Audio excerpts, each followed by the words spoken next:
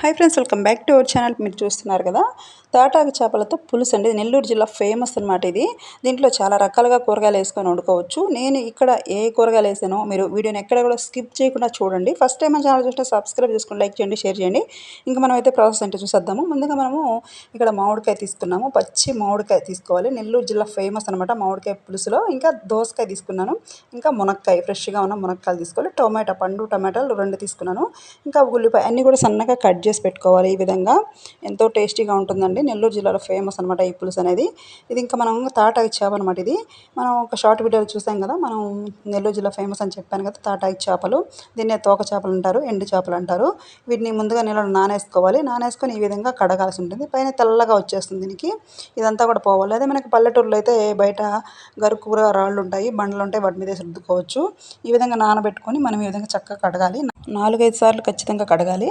అప్పుడే మనకి చేపలు అనేవి నీట్గా వస్తాయి. మనం చింతపండు నానబెట్టి పెట్టుకోవాలి. ముందుగా ఉప్పు వేసుకొని చింతపండు నానబెట్టుకున్నామంటే చాలా త్వరగా నానిపోతుంది. ఈ విధంగా చింతపండు అనేది చక్కగా రసం తీసుకొని పక్కన పెట్టుకోవాల్సి ఉంటుంది. ముందుగా కడాయి పెట్టుకున్నాం. మనం ఆయిల్ అయితే వేసుకుంటున్నాము.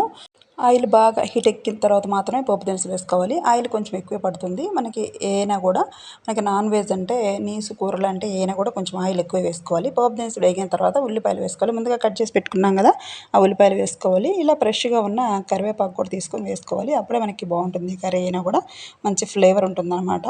అలాగే కరివేపాకు మన హెల్త్కి కూడా చాలా మంచిది కాబట్టి కరివేపాకు కంపల్సరీ వేసుకోవాలి. ఏ కర్రీస్లోనైనా సరే నేనైతే వేస్తాను. ఈ విధంగా చక్కగా మనం ఉల్లిపాయని ఫ్రై చేసుకోవాలి. ఇంకా వెల్లుల్లి 5-6 దంచేస్తున్నాను కచ్చాపచ్చగా. అవేనండి తెల్లగడ్డలు. చక్కగా దంచేసుకోవాలి, కచ్చాపచ్చగా దంచేసుకోవాలి. ఈ పోపులో అవి వేగుతుంటే మంచి ఫ్లేవర్ ఉంటుంది. కర్రీ కూడా మనకు మంచి టేస్ట్ ఉంటుందన్నమాట ఈ తెల్లగడ్డలు వేసుకోవడం వల్ల. కర్రీ ఏదైనా సరే కంపల్సరీగా వేసుకోవాల్సిందే తెల్లగడ్డలు అనేవి.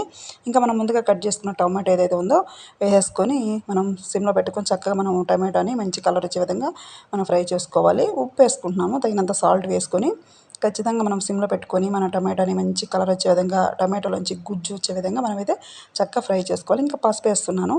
పసుపు మంచి కలర్ వస్తుంది కదా కర్రీకి, ఖచ్చితంగా వేసుకోవాలి. ఇదే విధంగా మీరు కూడా ట్రై చేయండి. చాలా టేస్టీగా ఉంటుందండి ఈ కర్రీని. మీరు ఎక్కడ కూడా మిస్ అవ్వకుండా వీడియో మొత్తం చూడటప్పుడు మీకు అర్థమవుతుంది. ఇప్పుడు మనం మూత పెట్టేద్దాము. సిమ్లో పెట్టేసామంటే చక్కగా మనకి టమాటా మగ్గిపోతుంది. టమాటా మగ్గిపోతేనే మనకి కర్రీలోకి మంచి గుజ్జు అనేది వస్తుందన్నమాట. మనకి గ్రేవీ రావాలంటే మనకి టమాటా అనేది బాగా ఇలా మగ్గాలి. అప్పుడే మనకి కర్రీ అనేది మంచి టేస్ట్ ఉంటుందన్నమాట. మనం ముందుగా కట్ చేసి పెట్టుకున్న దోసకాయ, మునక్కాయ, ఇంకా మామిడికాయ, పచ్చి మామిడికాయ, అది చాలా టేస్ట్ ఉంటుందండి. చెక్కు తీయకుండా ఇలాగే వేసేస్తారు. చెక్కు అయితే తీయాల్సిన అవసరం ఉండదన్నమాట. దోసకాయ చెక్కు తీసేసి నీట్గా విత్తనాలు తీసేసి ఈ విధంగా అయితే వేసేసుకోవాలి. దోసకాయ, మామిడికాయ పులిపే కదా, ఇంకా పులుసు ఎందుకు అనుకుంటున్నారా, ఖచ్చితంగా వేసుకోవాలండి. మనం ఇక్కడ ఎండు చేపలు వేస్తున్నాం కాబట్టి, తాటా చేపలు వేస్తున్నాం కాబట్టి ఖచ్చితంగా చింతపండు పులుసు అయితే వేయాలి. అదే తాటాకు చేపలు వేయకపోతే మనకి మామిడికాయలో ఉన్న పులుపే సరిపోతుంది. కాబట్టి చింతపండు పులుసు అయితే కంపల్సరీ వేసుకోవాలి. మీరు కూడా ట్రై చేయండి, చాలా బాగుంటుంది. ఇంకా కారం వేస్తున్నాను తగినంత. 2 స్పూన్లు కారం పడుతుంది. ఎందుకంటే మనం చేసేది ఇక్కడ పులుసు కాబట్టి పులుసులో కారం ఎక్కువ పడుతుంది.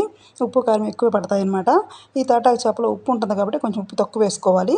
ఈ విధంగా కారం వేసుకున్న తర్వాత మనం ముందుగా రెడీ చేసి పెట్టుకున్న చింతపండు పులుసు ఏదైతే ఉందో కొంచెం వేసుకోవాలి, ఎక్కువ వేసుకోకూడదు. మామిడికాయ ఉంది కాబట్టి, మామిడికాయ పులిపే కాబట్టి ఎక్కువ పడదు. మామిడికాయ లేకపోతే కొంచెం ఎక్కువ వేసుకోవాలి చింతపండు. ఈ విధంగా చింతపండు పులుసు అయితే మొత్తం పోసేసుకోవాలి. ఇప్పుడు మొత్తం కలిసే విధంగా కలుపుకోవాల్సి ఉంటుంది. ఇప్పుడు ఎంత ఉడకాలి కదా మనకి ముక్కలు అనేది. ఇంకా వంకాయ కూడా వేసుకోవచ్చు అండి దీంట్లో. మీ దగ్గర ఉంటే కనుక వంకాయ కూడా వేసేసుకోండి. ఎంతో టేస్ట్ ఉంటుందన్నమాట వంకాయ వేసుకోవడం వల్ల. వంకాయ ఎండు చేప అయితే కూడా చాలా బాగుంటుంది. మనం ఒక్కొక్క కూరగాయతో కూడా ఎండు చేపలు కలిసి చేసుకోవచ్చు. కానీ నేనైతే ఇక్కడ అన్నీ కలిపి కూరగాయలు కలిపి వేస్తున్నాను.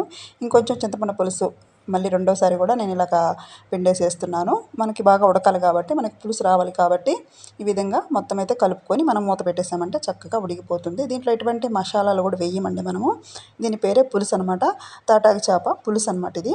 కూరగాయలు వేస్తున్నాను కాబట్టి చక్కగా ఉంటుంది, ఎంతో టేస్టీగా ఉంటుంది. ఇది సంగటిలోకి అయితే చాలా బాగుంటుంది ఈ కూర అనేది. మనకు ముందుగా మనం నీట్గా వాష్ చేసి పెట్టుకున్నాం కదా తాటాకు చేపలు, చూస్తున్నారు కదా తెల్లగా ఎలా మెరిసిపోతున్నాయో. వీటన్నిటిని కూడా మనం వేసేసుకోవాలి. పులుసు కొంచెం ఉడికిన తర్వాత వేసుకోవాలి. ఒక 50% ఉడికింది అన్న తర్వాత ఇవి వేసేసుకోవాలి. ఎందుకంటే ఇవి ఎక్కువసేపు ఉడకమన్నమాట. ఇవి చాలా త్వరగా ఉడికిపోతాయి. మనం ఈ ఉడికిన తర్వాత గెరిట పెట్టి కూడా కలపకూడదు. పచ్చి చేపల కూరలాగా చేసుకోవాలి దీన్ని. ఎక్కడ కూడా గెరిట పెట్టేసామంటే మనకి ముక్కలన్నీ చిదిరైపోతాయి అన్నమాట, ముక్కలు దొరకవు. ఈ విధంగా మనం కడాయిని పట్టుకొని 2 చేతులతో ఇలా కదపాలి. అప్పుడే మనకి ముక్కలు చిదరవ్వకుండా ఉంటాయి. పులుసు ఈ విధంగా ఉండాలి. ఉడికిపోయింది చూస్తున్నారు కదా, చాలా దగ్గరికి వచ్చేసింది. పులుసు అంతా ఇంకిపోయింది. ఈ మాత్రం పులుసు ఉంటే సరిపోతుంది మనకి. ఈ కర్రీ సంగటిలోకి అయితే చాలా బాగుంటుంది. రాగి సంగటిలోకి చాలా బాగుంటుంది. అలాగే రైస్లోకి బాగుంటుంది.